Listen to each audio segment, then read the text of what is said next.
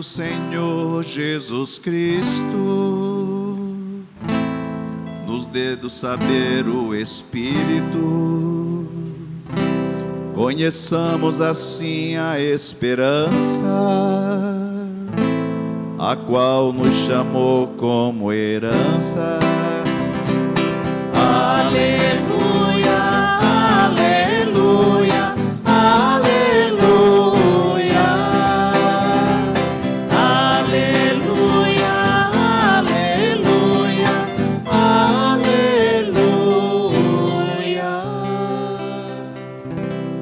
O Senhor esteja convosco. Ele está no meio de nós. Proclamação do Evangelho de Jesus Cristo segundo Mateus. Glória a vós, Senhor.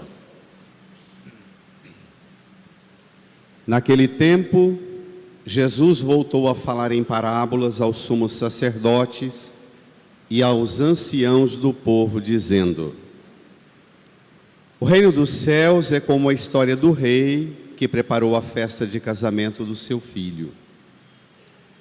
E mandou os seus empregados para chamar os convidados para a festa, mas estes não quiseram ir.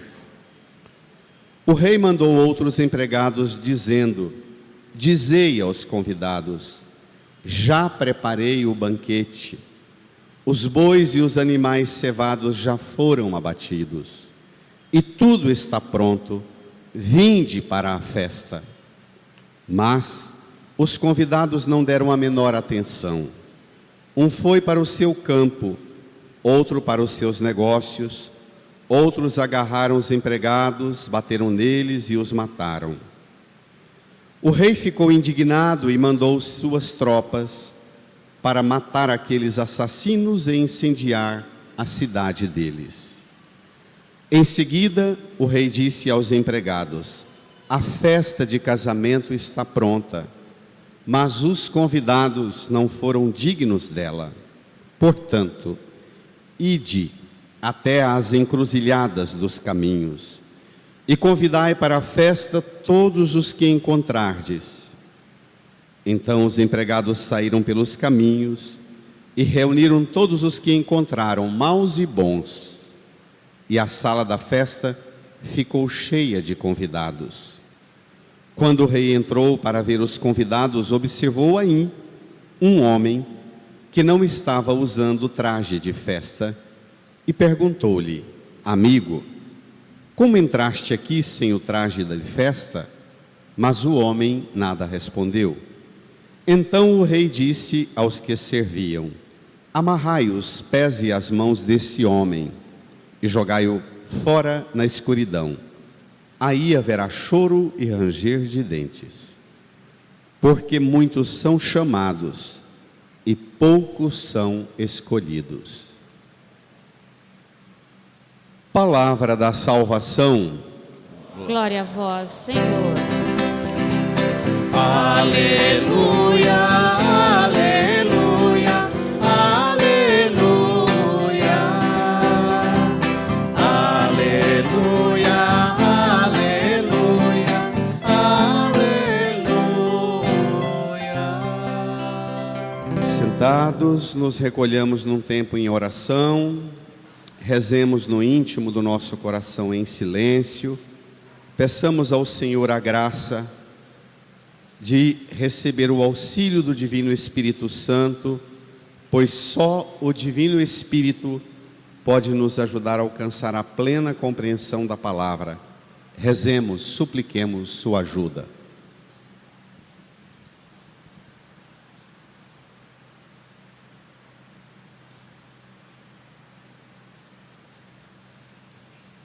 Amém.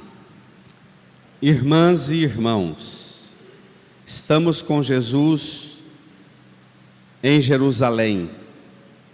Desde o capítulo 9 de Mateus, Jesus empreendeu uma marcha para Jerusalém. Todos os anos ele ia para Jerusalém. Primeiro, segundo e o terceiro ano. Na terceira ida para Jerusalém, ele insere um elemento novo, anuncia que chegando em Jerusalém, vai ser rejeitado, perseguido e morto e ressuscitar. Os discípulos o acompanham com dificuldade de entender isto. Numerosas multidões o acompanham. Estamos hoje, pegue o seu folheto aí, número 10.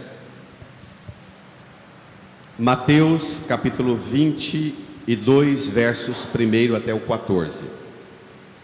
No capítulo 21, foi a entrada de Jesus em Jerusalém, o domingo de Ramos, como celebramos na Semana Santa. Ele entra na cidade santa e vai direto para o templo. Chega no templo, vê aquela bagunça, um covil de ladrões, faz um chicote de cordas, expulsa os vendilhões do templo, vira as mesas dos cambistas e diz: não façais da casa de meu pai um covil de ladrões, uma casa de comércio. E aí, capítulo 21, 22 e 23 são os representantes da ordem religiosa, política, econômica, social, cultural de Jerusalém e de Israel, que vão abordar Jesus e fazer severas críticas a ele, dizendo que ele não tem autoridade para fazer o que ele está fazendo, para ensinar o que ele ensina. E ele não diminui sua convicção e seu vigor, ao contrário, ele apresenta vigorosamente sua autoridade através de uma coisa simples: parábolas. Vamos lá?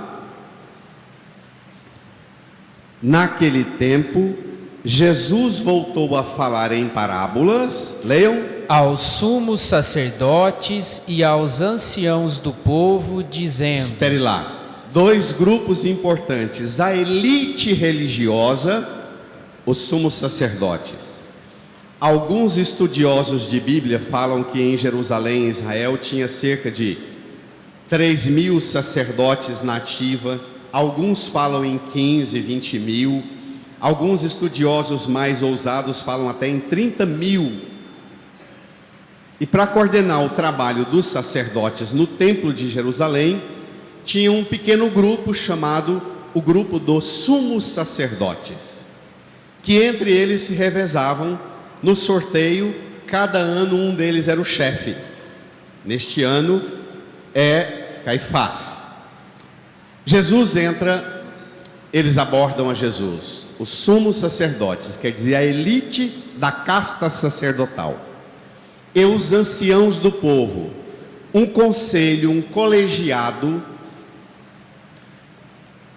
Durante os períodos em que Israel era invadido por outros países, como aqui no caso, invadido pelo Império Romano, em que a autoridade política era o imperador, e naquele território o rei nomeado pelo imperador, as causas dos grupos e das famílias e do povo judeu, do cidadão israelita, qualquer dificuldade concreta na vida, nos relacionamentos, na convivência com o vizinho, com a terra, com a divisão de terra, com os negócios, com a briga na família, se apelava para um conselho chamado Conselho dos Anciãos. Portanto, eles representam aqui a referência de autoridade social na ordem do cidadão israelita, e os sumos sacerdotes na ordem das coisas religiosas. Jesus volta a falar com eles em parábolas, dizendo uma história muito estranha para eles que dizem a Jesus que ele não tem autoridade. Vamos ver? A história a parábola versículo 2: o reino dos céus, leiam, é como a história do rei que preparou a festa de casamento do seu filho e mandou os seus empregados para chamar os convidados para a festa, mas estes não quiseram ir. Os sumos sacerdotes e os anciãos escutavam Jesus contando esta parábola e sabiam da linguagem. No Antigo Testamento se refere a Deus muitas vezes como o rei. Jesus fala não do reino de Israel, fala do reino dos céus. É um conceito novo. O reino dos céus é como a história de um rei, que é Deus Pai, que prepara uma festa de casamento do filho, que é Jesus. O casamento é aquilo que Jesus anunciou, a aliança que ele vai estabelecer na quinta-feira santa, no altar, prefigurando o que ele vai realizar na cruz, derramando o seu sangue. Tomai todos e bebei, este é o cálice do meu sangue, o sangue da nova e eterna aliança, que será derramado por vós e por todos para a remissão dos pecados. Então ele é o noivo, mas ele é também o cordeiro sacrificado para a festa. E a igreja que ele fundou e que o acompanha é a noiva, a esposa que ele vai constituir no mistério da sua Páscoa. Os sumos sacerdotes e anciãos escutam essa parábola seguramente num desconforto terrível. E diz Jesus que o rei mandou os empregados chamar os convidados para a festa, mas estes não quiseram ir.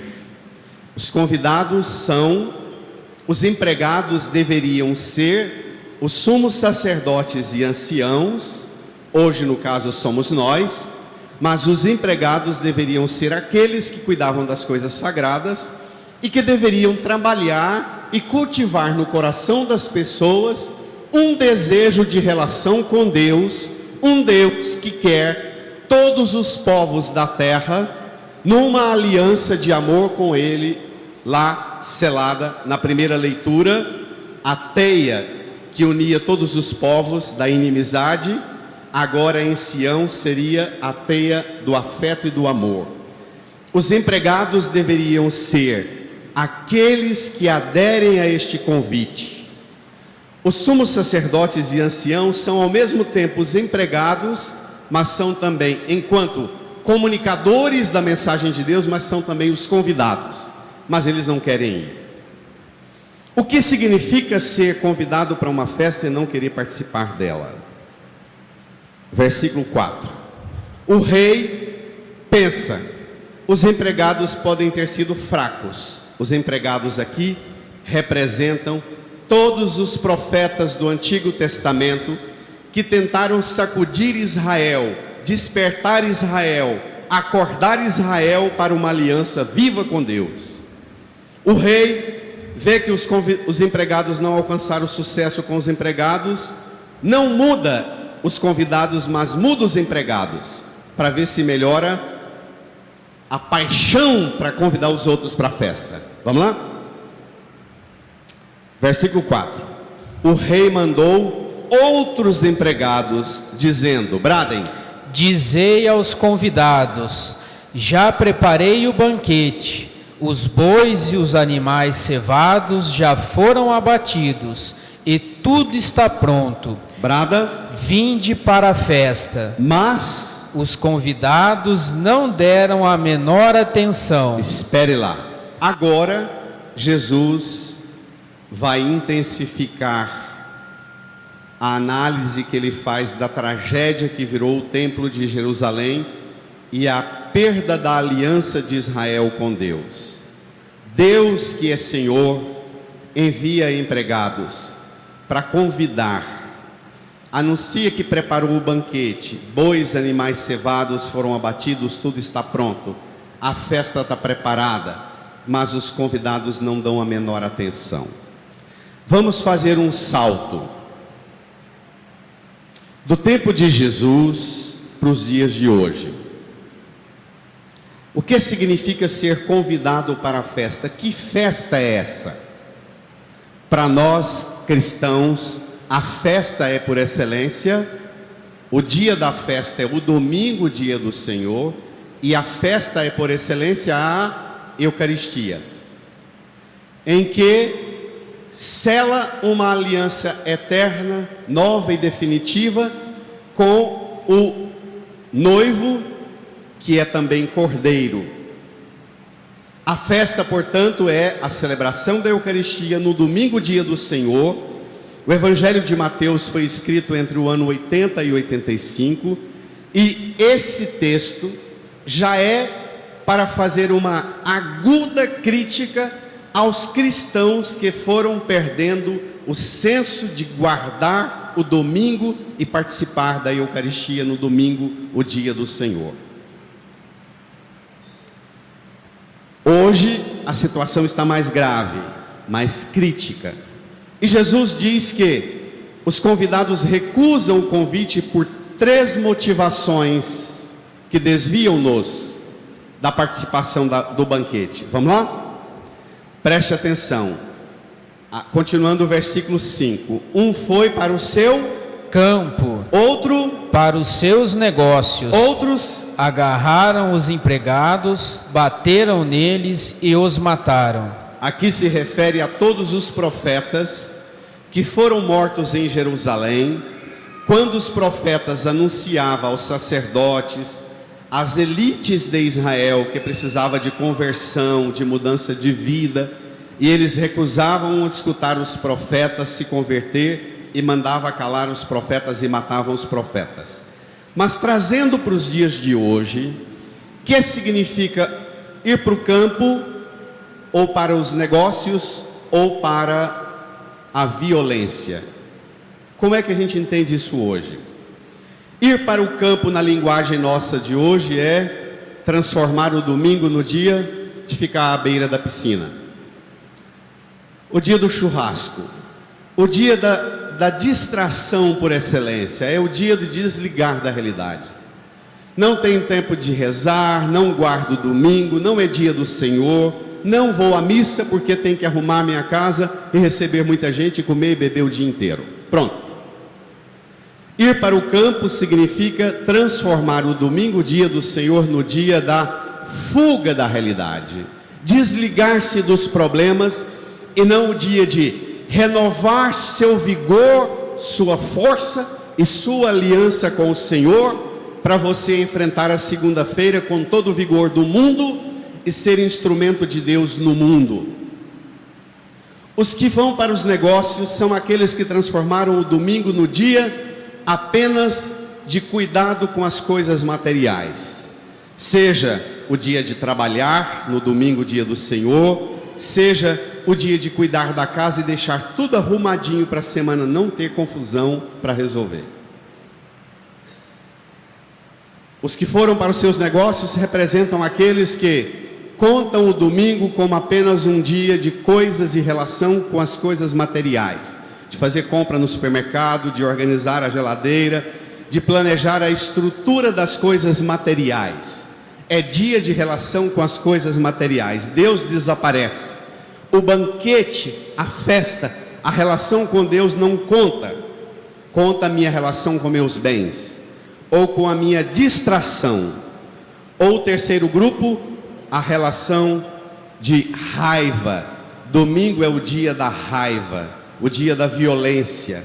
É o dia de ficar o tempo inteiro no WhatsApp, mandando mensagem para os grupos ideológicos, falando mal do time que eu odeio, da corrente ideológica e política que eu detesto, falando mal dos outros e bombardeando os outros com notícia ruim. É o dia da raiva.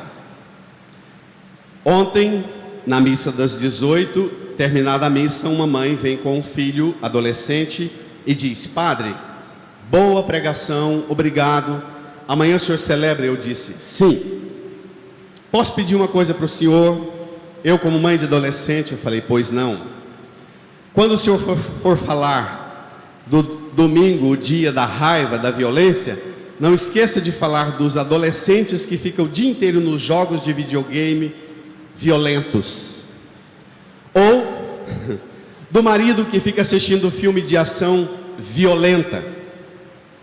O jovem adolescente que estava junto com a mãe segura o braço da mãe e diz para o padre: padre, não esqueça de falar para as mães que passam o dia inteiro no domingo deitada no sofá e não é dia de entrar em contato com ninguém.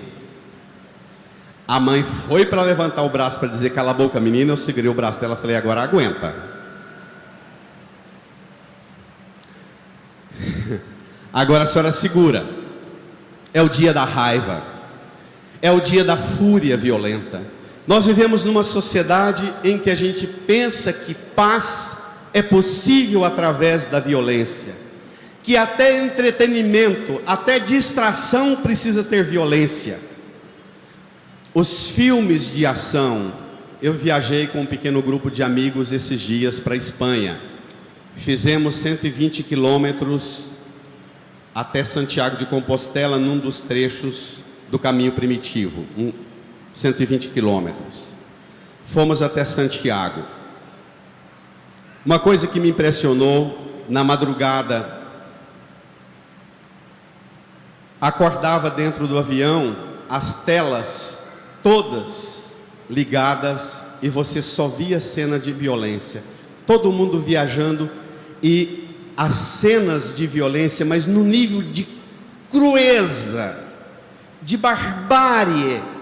Como é que nós transformamos o entretenimento, como é que nós nos distraímos vendo tanto sangue, tanta bomba e tanto tiro, minha gente? Que coisa é essa? E depois queremos rezar pela paz na Palestina, com os joguinhos de videogame, com as mensagens agressivas o tempo inteiro nos grupos de WhatsApp, com o tempo inteiro estimulando e aguçando nos outros vontade que você também tenha raiva do que eu tenho raiva, que você pense igual a mim para ter raiva de quem eu tenho raiva. As correntes ideológicas deixam a gente furiosa, com raiva e a serviço da raiva.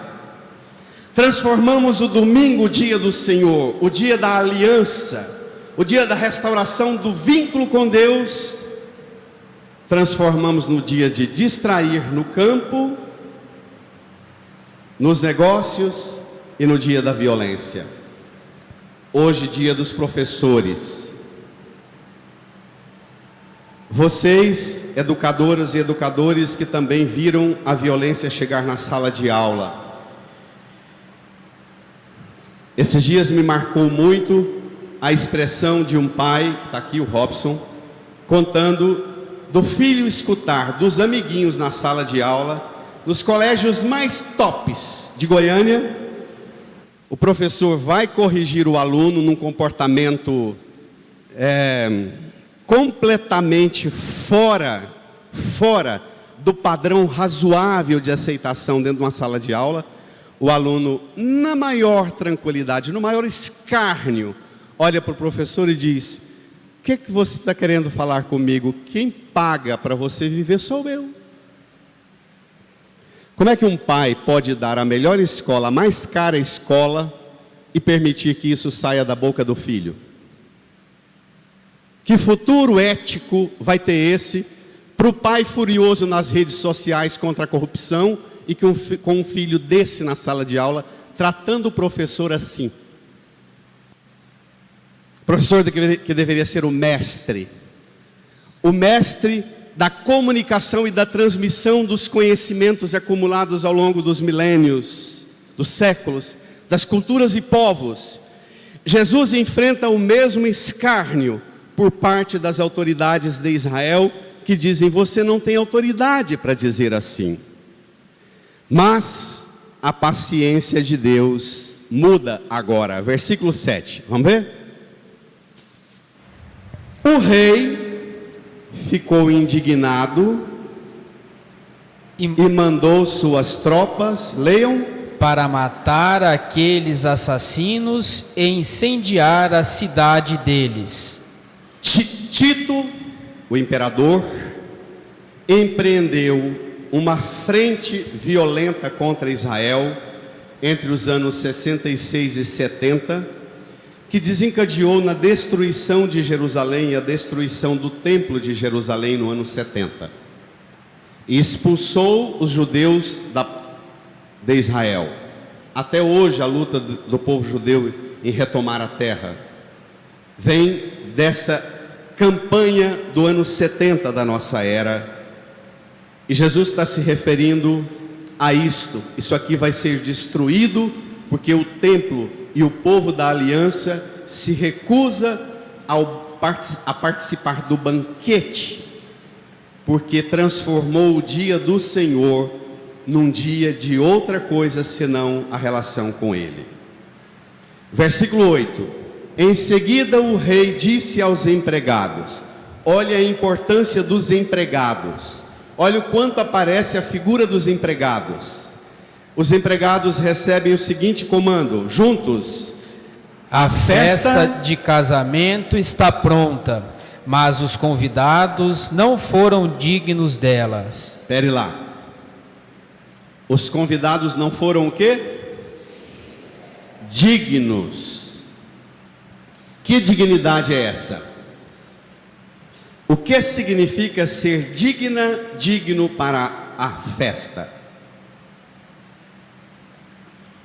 Cuidado para não fazer uma interpretação equivocada, meramente moralista ou legalista desse conceito de dignidade. Aqui Jesus vai apresentar um conceito novo em que consiste ser digno para participar da festa da Eucaristia. O que vem agora é estranhíssimo. Vamos ver? Versículo 9: já que os convidados não foram dignos, portanto, vamos mudar. Ide, leiam, até as encruzilhadas dos caminhos e convidai para a festa todos os que encontrardes. vai. Então os empregados saíram pelos caminhos e reuniram todos os que encontraram, maus e bons. E a sala da festa ficou cheia de convidados. em que consiste a dignidade? Esse é um conceito novo que você vai aprender hoje sobre dignidade. O que é ser digno para a festa, participar da festa? Aceitar participar todo domingo da celebração da Santa Missa, sentado ao lado de gente que é completamente diferente de você, que pensa e vive completamente diferente de você, maus e bons. É uma festa estranha, é uma festa desconfortável, mas a dignidade dos convidados consiste em entrar para a sala, permitindo que o critério de participação esteja no coração de quem convidou e não no coração de quem é convidado. Ele que chamou. Aquela situação estranha de você, às vezes, vai convivendo numa comunidade ou numa paróquia, um dia você vê sentado bem do seu lado, à sua frente, atrás de você, uma pessoa que você acha o maior absurdo do mundo. E a hora que o sacerdote diz: a paz do Senhor esteja convosco, saudai-vos em Cristo Jesus, e você vira, você se considerando a pessoa mais correta do mundo, tem que virar para alguém que você considera que não presta, que é corrupto, que é imoral, e dizer: a paz do Senhor esteja contigo. E não minha raiva, não meu preconceito, não meu rótulo que eu tenho para você, mas a paz do Senhor esteja contigo. E você escutar de uma pessoa que você considera picareta, desonesto, corrupto, mentiroso, amoral, dizer para você a mesma coisa: a paz do Senhor esteja contigo, e você dizer: contigo também. A dignidade dos convidados consiste em aceitar a dignidade do único digno, Ele que paga o preço dos nossos pecados, que nos purifica de nossas maldades, para permitir que a gente sente-se aqui diante do altar, escute a palavra no mesmo amor e se alimente do seu corpo e sangue. Dê uma salva de palmas para Ele, brada um grito de amor. Brada!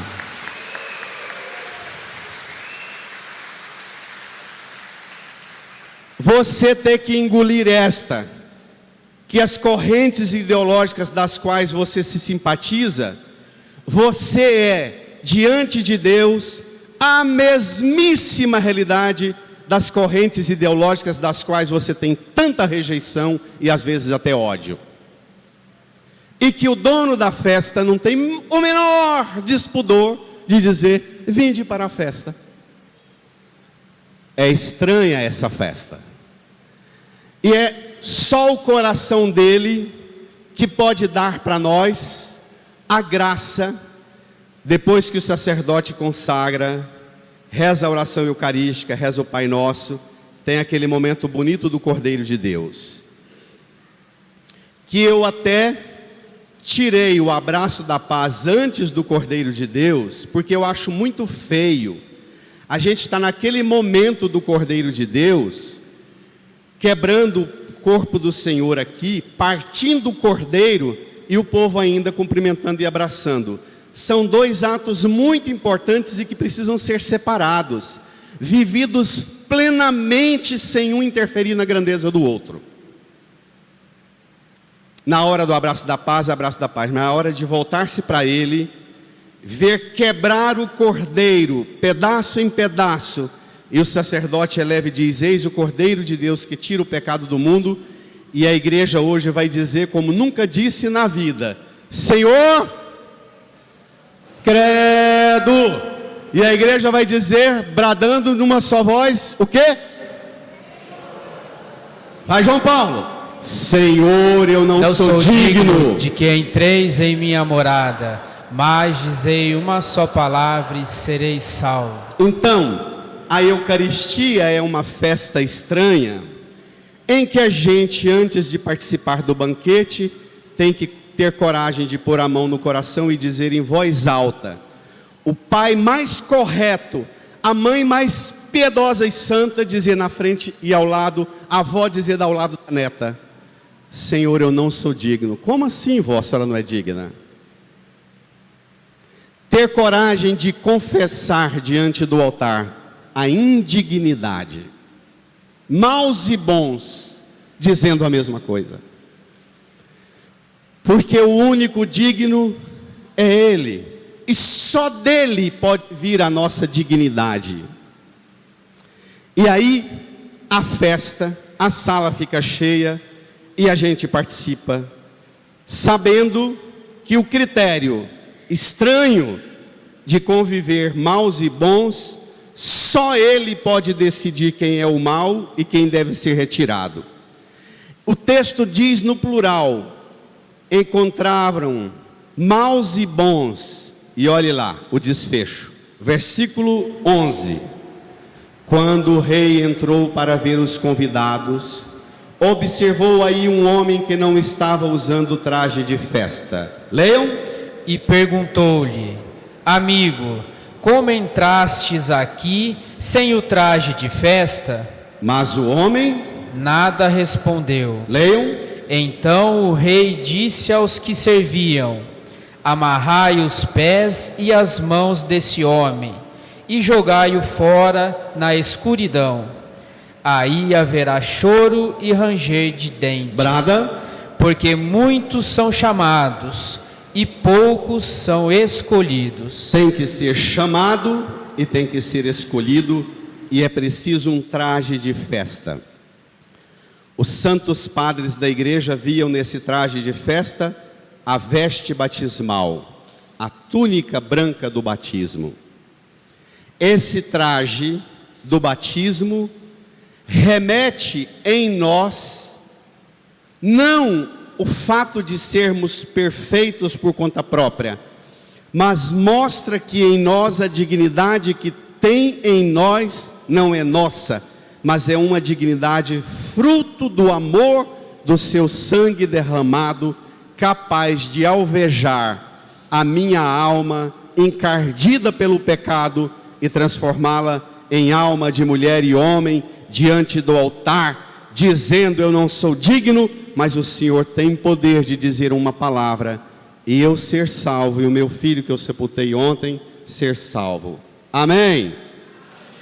Esta fé, esta convicção profunda é que faz a gente transformar o domingo num dia de festa.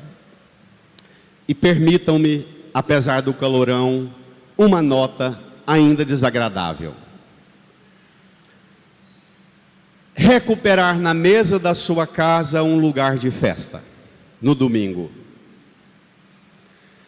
como extensão da festa da Eucaristia, como um prolongamento deste banquete, desta aliança, e não uma substituição e não uma negação dessa festa. Transformar aqui tudo que você viveu no domingo. Gosta de vir à missa no domingo à noite? Venha para essa festa oferecendo toda a alegria que você derramou e viveu ao redor da mesa da sua família e dos seus amigos, mas tenha essa festa aqui como ápice. Se vem de manhã, saia desse ápice para transbordar esta alegria, esta relação, porque nós vivemos uma grande crise ao redor da mesa. Nossas casas, nossa refeição ao redor da mesa, a missa se tornou uma coisa chata, porque a mesa da nossa casa se tornou também um lugar vazio. Quase todas as pessoas que a gente convida e convive na paróquia e na comunidade, e vai percebendo nela uma dificuldade enorme, prática, concreta, objetiva, de entender a grandeza disso aqui, e ela quer livros para ler, estudar e descobrir a grandeza disso aqui. Você começa a conversar com ela, o problema dela não é ler livros sobre isso aqui, mas melhorar a mesa da casa dela, os ambientes de convivência dela. Uma pessoa que tem noção sadia da nobreza e da dignidade, da sacralidade na mesa da casa, chegará na Eucaristia e dizer: está falando de forma universal daquilo que eu vivo numa experiência tão particular na intimidade da minha casa. Às vezes, a grande mudança que o mundo precisa passa pela grande mudança na forma de preparar a refeição no domingo, o dia do Senhor em família, que tem sido cada vez mais uma tragédia. Hoje, reconcilie sua mesa de casa, de sua família e dos seus amigos com essa mesa, e renove sua aliança no sangue do Cordeiro, o único capaz de dar a você a dignidade de uma veste de batizada, de batizado, para passar a vida inteira, antes de receber o corpo e sangue, dizer: sua dignidade consiste em ter coragem de dizer: eu não sou digno. Estranha dignidade, não é? Incline a sua cabeça, feche os olhos, põe esse dia do Senhor que você viveu, permita que o Senhor te diga o que você precisa melhorar em sua aliança com Ele, na forma de viver o domingo, o dia do Senhor, na relação sua com o seu corpo, com a mesa da sua casa, na relação sua com a Eucaristia e com a mesa da Eucaristia. Peça ao Senhor para regenerar em você a dignidade de convidada, convidado, que tem coragem de deixar tudo para responder ao convite: vinde para a festa. Fale com o Senhor. Espírito, Espírito, Espírito Santo de Deus, Espírito, Espírito, Espírito Santo de Deus, vem controlar todo o meu ser,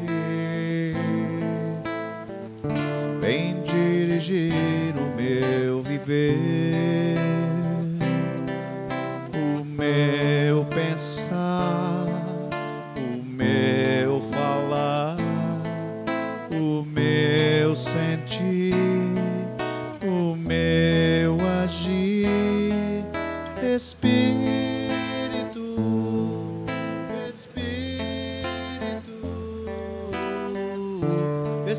Espírito Santo de Deus. Vamos cantar. Espírito, Espírito, Espírito, Espírito Santo de Deus. vem transformar. Vem transformar todo o meu ser. Vem dirigir o meu viver. Vem dirigir o meu viver. O meu pensar, o meu falar. O meu pensar, o meu falar. O meu sentir, o meu agir. O meu sentir, o meu agir. De pé. Espírito, Espírito, Espírito Santo de Deus. Estenda sua mão para a cruz de Jesus. Espírito, Espírito, Espírito Santo de Deus. Reze comigo, Senhor Jesus. Senhor Jesus. Obrigado, Obrigado. porque o Senhor sempre envia Porque o Senhor os sempre seus envia empregados os seus empregados para que chegue até mim para que cheguem o convite para a festa, o convite para a festa, a celebração do seu dia, a celebração do seu o dia, domingo, o domingo, o dia da ressurreição, o dia da ressurreição, o dia da vida plena o dia da vida que o plena Senhor nos que garantiu o Senhor nos garantiu e nos restaura nela e nos restaura nela pela palavra, pela pela Eucaristia pela e Eucaristia pelo abraço do irmão. e pelo abraço. Obrigado, Jesus, Obrigada, Jesus, porque sabendo porque sabe da nossa indignidade, da nossa indignidade, o seu amor o seu amor supera toda a nossa fraqueza supera toda a nossa e nos fraqueza garante participar e nos garante participar ao redor deste altar ao redor deste altar em que confessamos sempre: em que confessamos: Senhor, Senhor, eu não sou digno, eu não sou digno, mas o seu amor mas o seu amor é infinitamente maior é infinitamente que a minha maior indignidade. que a minha indignidade. Obrigado, Jesus, Obrigada, Obrigado, Jesus. hoje e sempre, Hoje e sempre. por participar desta festa. Por participar desta festa. Amém. Amém. Creio em Deus Pai Todo-Poderoso, Criador